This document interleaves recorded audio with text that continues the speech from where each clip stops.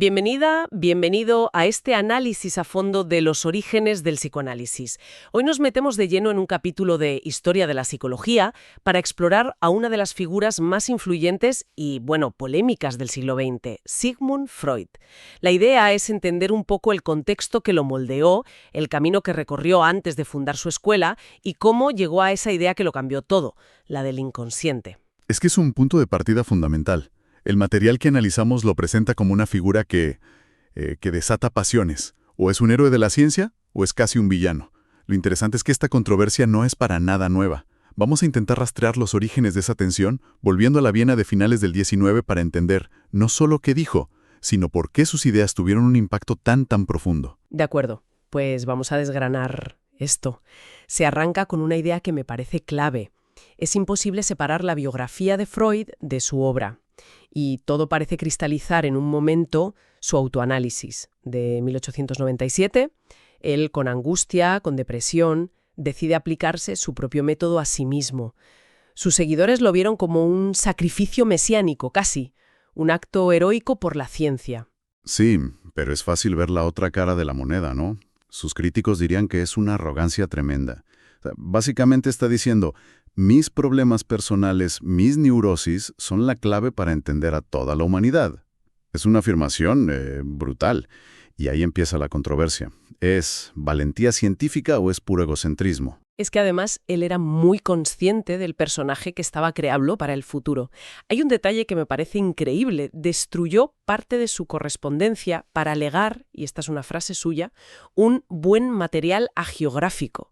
Estaba editando su propia biografía en tiempo real. Exacto. Estaba actuando como su propio relaciones públicas para la historia. Y esa necesidad de controlar el relato es una constante.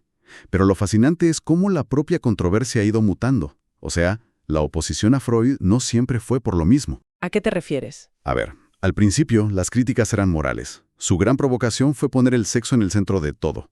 Para esa Viena burguesa tan reprimida, tan hipócrita, que alguien dijera que nuestros impulsos más básicos, incluso de niños, son sexuales, era un escándalo, un ataque a la decencia. Claro, pero esa moral victoriana tan estricta con el tiempo empieza a hacer aguas. Precisamente.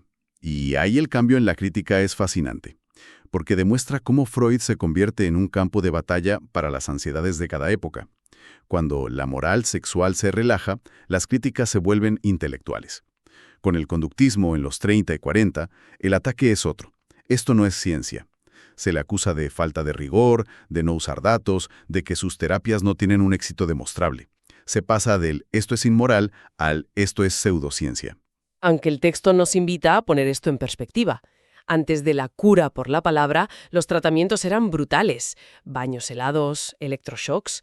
Y otros padres fundadores como Wundt o Watson también tuvieron sus cosas poco científicas o éticamente, muy dudosas. Pero la etiqueta de anticientífico a Freud se le ha pegado con especial fuerza.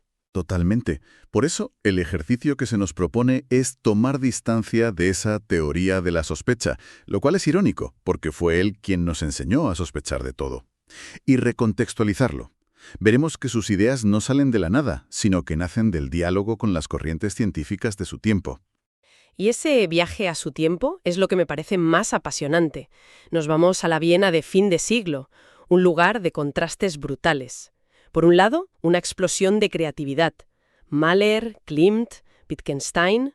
Pero por otro lado, es una sociedad asfixiada por una moralidad hipócrita. Una cultura de simulaciones, donde todo el mundo finge y los deseos reales se ocultan. Y ese ambiente es la clave de todo. Freud ve ese malestar, bien es, y no piensa, ¿qué gente más rara? Piensa, esto es la condición humana. Esa tensión entre lo que deseamos y lo que la sociedad nos permite es para él universal, y esto ya define su visión, bastante pesimista, de la terapia. Es una lucha titánica contra toda una vida de reglas culturales interiorizadas. Y es curioso porque, en cierto modo, él mismo era un producto de esa burguesía que critica.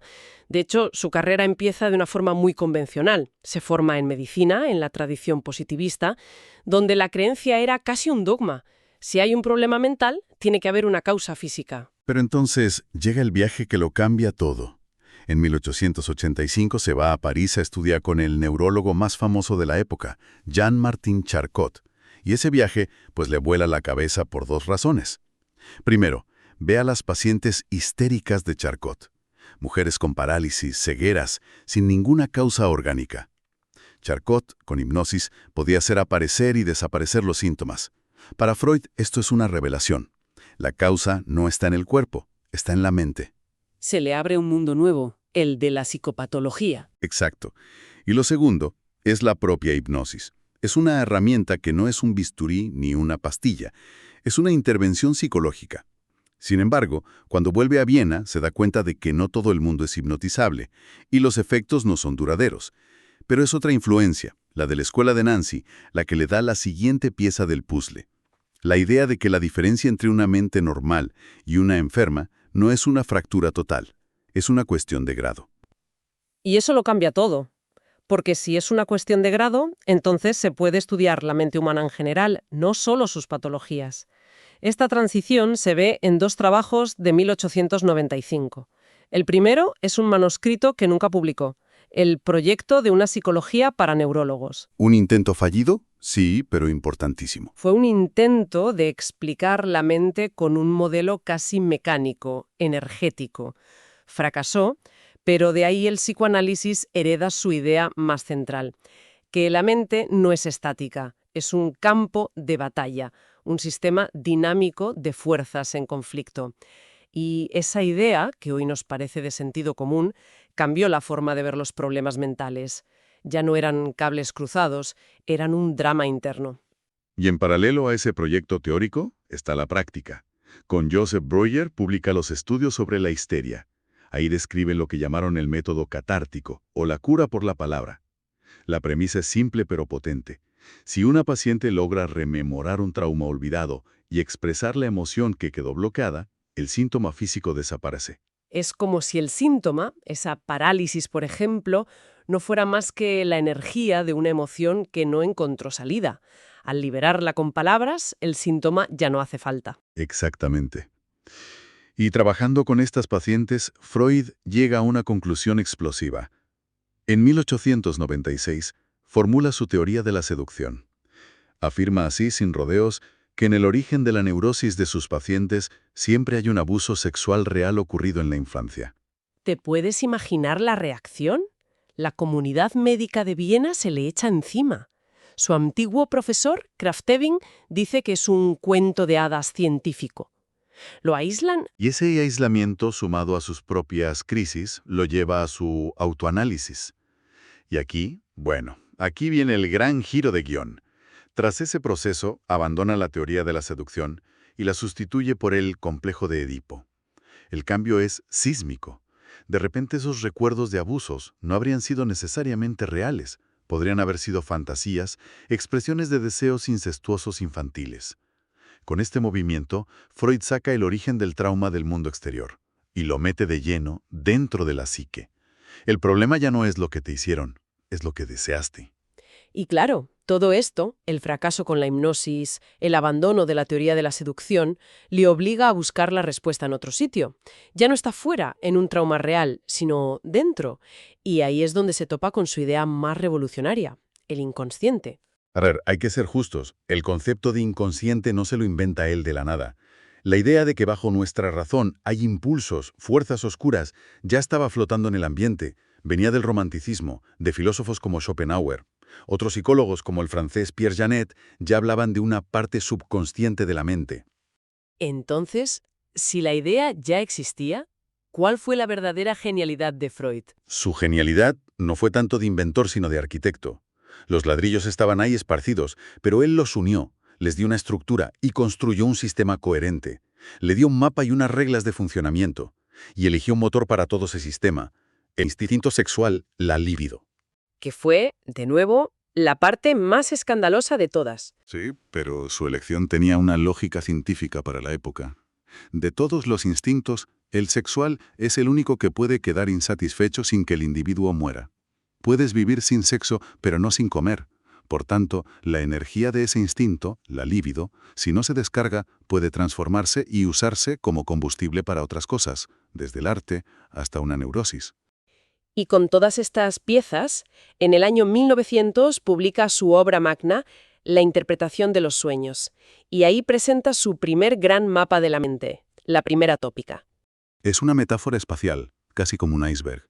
La punta que vemos es el consciente, aquello de lo que nos damos cuenta ahora mismo. Es la parte más pequeña.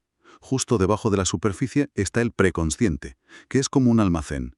Contiene recuerdos a los que no prestamos atención, pero que podríamos recuperar con un pequeño esfuerzo. Como, por ejemplo, ¿qué cené ayer? No estaba pensando en ello, pero puedo traerlo a la conciencia fácilmente. Exacto. Y luego, sumergida, inmensa, está la parte más grande e importante, el inconsciente. Y esto no es un simple almacén de recuerdos, es una caldera en ebullición. Contiene los impulsos, deseos y recuerdos reprimidos, sobre todo sexuales y agresivos, que son inaceptables para nosotros. Y lo crucial es que es una instancia dinámica, que presiona constantemente por salir. Pero claro, si ese contenido es tan peligroso, tiene que haber algo que lo mantenga a raya, ¿no? Por supuesto. Y ahí entran la censura y la represión. Son como los guardias de seguridad de la mente. La represión empuja a un pensamiento inaceptable al inconsciente, y la censura vigila que no vuelva a subir. Nos protege de la angustia. Pero esa energía reprimida no se queda quieta, pugna por salir, como el vapor en una olla a presión. Y si no puede salir directamente, busca vías de escape, disfrazadas. Y esas vías de escape son, para Freud, la clave de todo. Se manifiesta en los sueños, en los lapsus, los chistes y, claro, los síntomas neuróticos.